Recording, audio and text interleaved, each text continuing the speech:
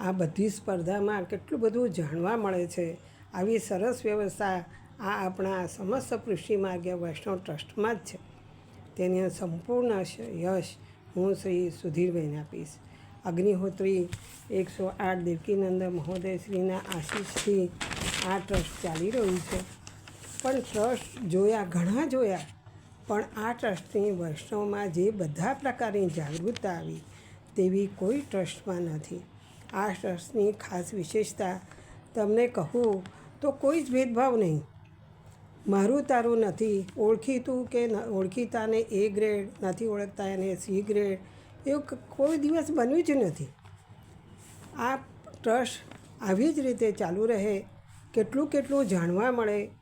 નવા જાતની છડીઓ, ફૂલની છડીઓ જેને આવડતી હોય એ તો કરીને મૂકે જ, પણ જેને ના આવડતી હોય એ પણ જોઈને શીખે. વિવિધ માળાજી, પવિત્રા, આ બધું આ ટ્રસ્ટમાં જોવા મળે છે. આ ટ્રસ્ટ આવી જ રીતે ચાલુ રહે તેવી મારી ભાવથી અંતઃકરણથી પ્રાર્થના. શ્રી સુધીરભાઈ અને તેમના ટીમને શત વંદન. તેમના મહેનતને લાખો પ્રણામ. જય શ્રી ગોખલેશ.